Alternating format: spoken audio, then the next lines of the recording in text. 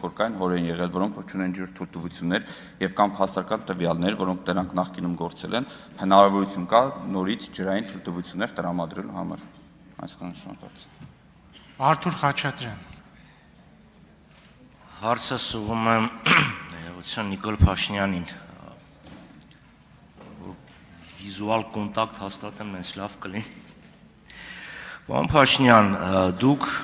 կառավարությունը 3 հրապարակեցիք Արցախյան բանակցային գործընթացի որոշ փաստաթղթեր, որոշ։ Ենթադրում եմ, որ Մինսկի գործընթացի կամ Մինսկի խմբի լուծարումով պայմանավորված այլևս բոլոր թղթերի վրայից բոլոր գրիֆերը հանվել են։ Ես ուզում եմ խոսեմ, հարցնեմ այն փաստաթղթի մասին, որը ձեզ է ներկայացվել 2019 թվականի հունիսին։ Նայում ես, բավականին լավ փաստաթուղթ է։ Ամրագրվում է այն մեխանիզմը, որով Լեռնային Ղարաբաղի ժողովուրդը կարող էր որոշել իր ապագա իրավական կարգավիճակը։ Նշվում էր, որ կարգավիճակը որևէ սահմանափակման ենթակա չէ։ Նշվում է, որ համաժողովրդական կամ արտահայտությունը իրականացնելու են Լեռնային Ղարաբաղի բնակչությունը։ Այսինքն դուրս են գալիս այն բոլոր պնդումները, թե իսկ ով ասեց, որ Ղարաբաղում պետք է լիներ, ով ասեց, որ օրակարգում կարող է լինի անկախության հարցը։ Փաստաթուղթ է, ապա շրջափակվում էր Լեռնային Ղարաբաղը, ժամանակավոր վարչակազմ էր հաստատվում, Հայաստանը դիտվում էր որպես Լեռնային Ղարաբաղի անվտանգության երաշխավորներից մեկը, պրոտեկտորը, բարձ ասած։ Ուզում եմ հասկանամ, դուք այս փաստաթղթին ինչ արձագանք եք տվել բանակցությունների ժամանակ ձեր ներկայացուցիչները Միացյալ Նահանգներում կամ եթե նա բանակցությունների գործընթացին հետևենք այս տարբերակը շրջանառվում էր 19 թվականից եւ ենթադրում եմ սա այն թուղթն է, որը Վիեննայում քննարկել եք Ալիևի հետ Մինսկի խմբի համանախագահների հովանու ներքո։ Որն էր եղել ձեր արձագանքը, որովհետեւ սանից հետո հետևել է Հայաստանի հռետորաբանության էական սաստկացում, ինչը թույլ է տալիս դատել, որ արձագանքը եղել է բացասական, բայց ամեն դեպքում ես կխնդրեի, որ դուք պատասխանեիք։ Հարցին կպատասխանի Հայաստանի Հանրապետության վարչապետ Նիկոլ Փաշինյանը, համեցեք մեծարգո պարոն վարչապետ։ Շնորհակալ եմ պարոն Խաչատրյան հարցի համար։ Նախ ձեր հարցին ի պատասխան ստիպված եմ հղում անել Երուսաղեմում Իսրայելի թագավոր Դավթի որդի Սողոմոնի առակների առաջին համարին, որտեղ բառացիորեն ասվում է հետևյալը.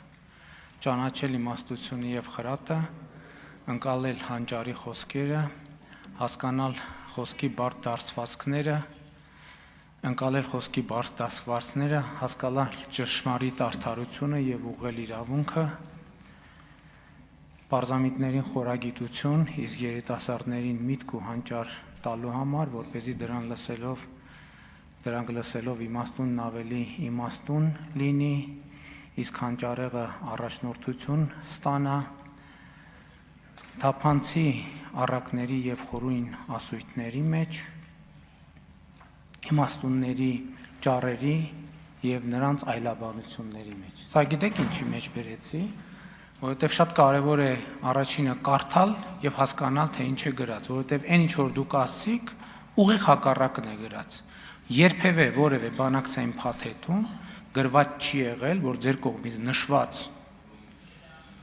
հանրաքվեն պետքա տեղի ունենա Լեռնային Ղարաբաղում։ Ընդհակառակը գրված է համաժողովրդական հանրաքվե,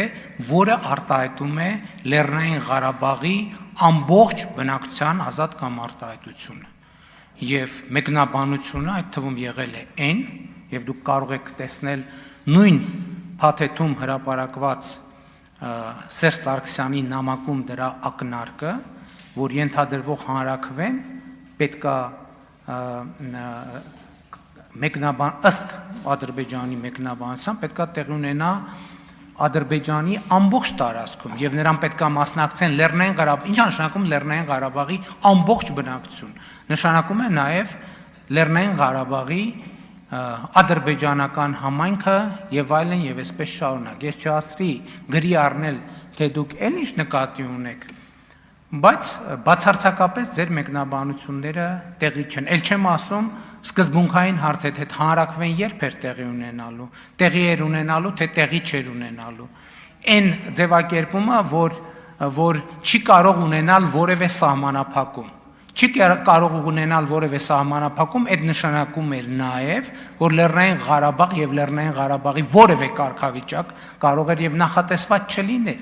Իսկ թե Լեռնային Ղարաբաղի ինչ կարգավիճակ կարող էր նախատեսված լինել, դա ֆիքսված է նույն փաթեթում, արձանագրված ԵԱՀԿ 1996 թվականի դեկտեմբերի Լիսաբոնի գագաթաժողովում, որտեղ ասվում է, արձանագրվում է միջազգային հանրության դիրքորոշումը, որ Լեռնային Ղարաբաղը պետք է օգտվի ինքնորոշման իրավունքին եւ ստանա ինքնակառավարման կարգավիճակ Ադրբեջանի կազմում։ Այսինքն այն ինչ որ դուք ասում եք, դա Հայաստանում քարոզչության 20-25 տարվա խոսույթ եղել, որը բացարձակապես ոչ մի կապ չունի իրականության եւ հրապարակված փաթեթի հետ։ Ինչ վերաբերվում է այն տարբերակին, տեսեք, ես էլի ուզում եմ, ընդ որում ես ինչ որ ասում եմ քննիչ հանձնաժողովում ասել եմ, ես նոր բան չեմ ասում։ Հիմա կարող է երկար տեքստ ա եղել 5 ժամանոց, կարող է մի նախադասություն, մի բառ ասել եմ, բայց սկզբունքը ասել եմ։ Երկրորդը, եթե հիմա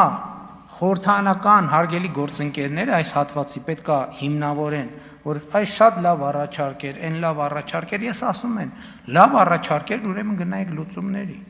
ժամանակին գնայիք լուծումների։ Եթե լավ առաջարկ ա եղել ու չեք գնացել լուծումների, ուրեմն դուք պետք է պատասխան տաք ժողովրդին, թե ինչի չեք գնացել լուծումների։ Իսկ եթե վատ առաջարկ ա եղել, ցանկացած հաջորդ առաջարկ նախորդից ավելի վատ ա եղել։ Եվ հիմա ի վերջո նաև ամփոփելով ուզում եմ ասել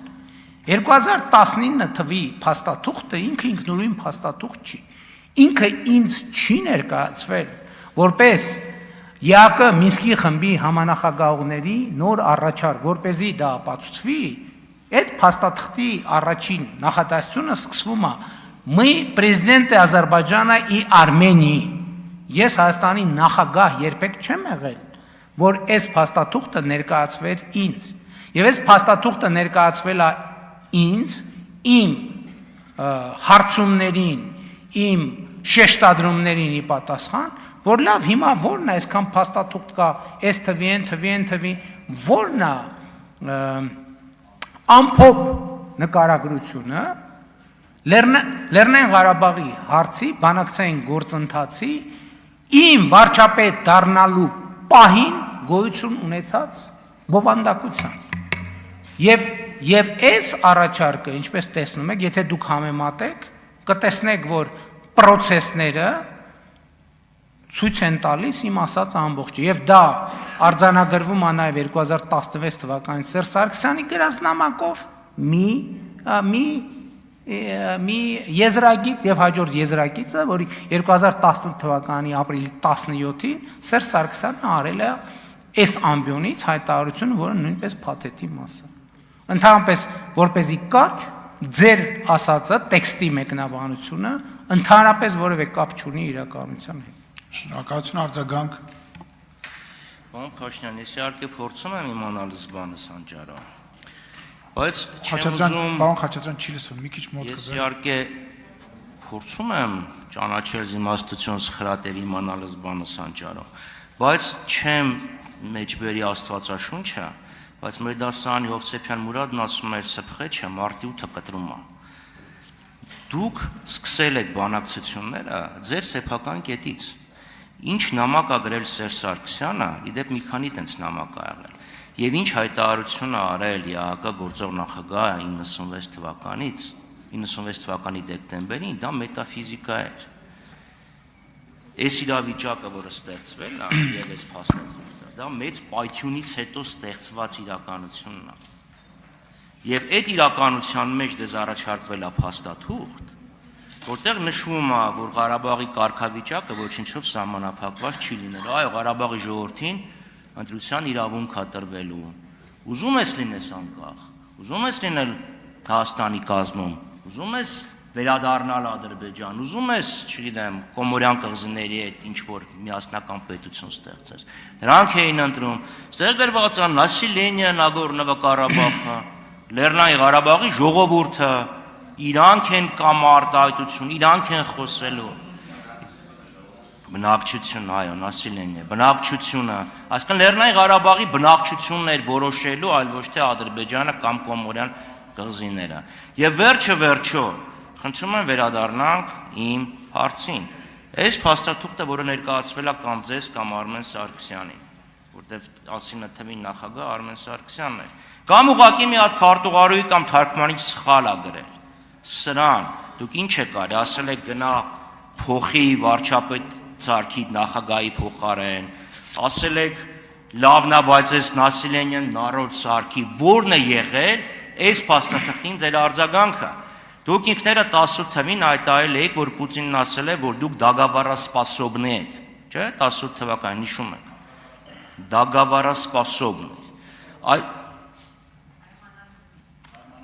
Պայմանագրը ունակ։ Ուզում հասկանամ, այս պայմանագիրը կամ այս առաջարկությունը, որը ներկայացվել էր,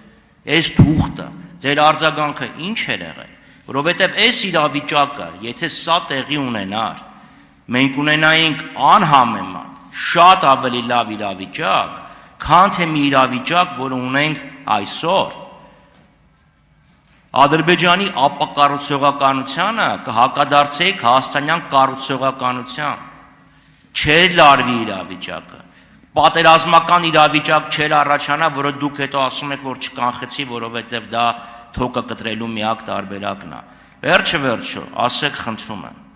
որն է եղել այս իրավիճակի ձեր արձագանքը։ Դուք ուղղակի չեք համաձայնվել, թե գիտակցաբար չեք համաձայնվել, թե գիտակցաբար համաձայնվել եք եւ Ալիևը իր եւ Պարոն Խաչատրյան, ժամանակը սպառվել է։ Նախադասությունը վերջացնեմ։ Իրենց ոչին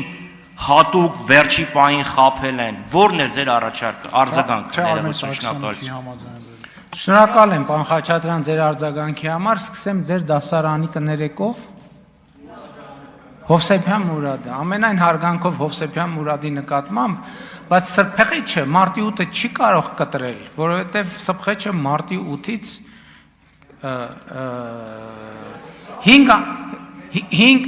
5 ամիս հետո է։ Այստեղ է, որ ասում եմ ճանաչել զիմաստություն եւ սխրատ, որովհետև պետք է հասկանալ, որ երբ որ բանը ձին դնում են սայլից հետո ու սկսում են դրա վրա դատողություններ անել։ Այսինքն Այս օրինակը մտածողության ֆորման ցույց է տալիս։ Ես էլի ձեզ ասում եմ, եթե կունենայինք շատ լավ վիճակ, այս ամսի 2011 թվականի 19 թվականի թղթի առաջարկը արտահայտում է նախորդող շրջանի բանակցային տրամաբանությունը։ Դուք էլ այն ժամանակ կոալիցիայի մեջ էիք, համաձայնվեիք, լուծեինք, պրծնեինք։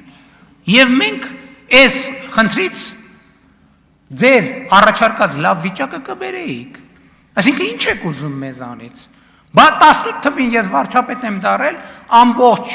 ձեր եւ ձեր կոալիցիոն ասում է